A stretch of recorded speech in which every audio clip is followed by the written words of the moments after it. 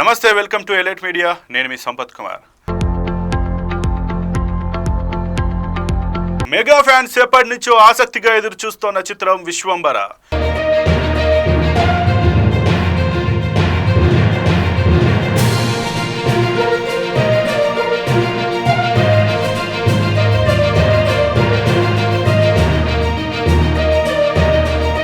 UV creations banner పై Bimbisara fame Vashishtha direction లో తెరకెక్కుతున్న socio fantasy cinema ఇది.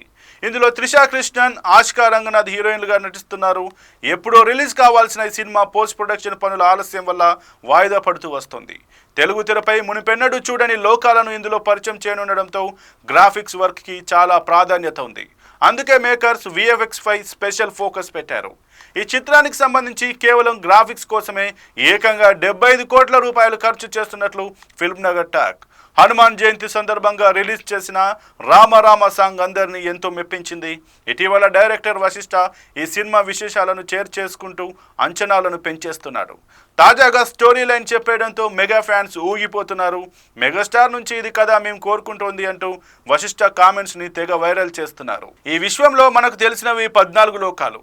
అందులో పైన 7 లోకాలుంటే కింద మరో 7 లోకాలుంటాయి.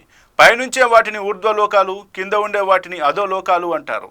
అయితే విశ్వంబర అనేది 14 లోకాలకు పైనున్న మరో లోకమట.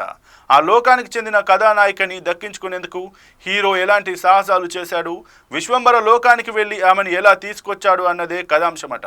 వశిష్ఠ చెప్పిన స్టోరీ లైన్ విని మెగా ఫ్యాన్స్ ఖుషి అయిపోతున్నారు. ఈ కథ జగదేక వీరుడు అతిలోక సుందరికి మించి ఉందని, చిరంజీవి ఖాతాలో మరో బ్లాక్ బస్టర్ పడటం ఖాయమని డిసైడ్ అయిపోతున్నారు. అయితే విశ్వంబర సినిమా ఇప్పటికే చాలాసార్లు వాయిదా పడడంతో మెగా ఫ్యాన్స్ డైరెక్టర్ వశిష్ఠపై కోపంగా ఉన్నారు.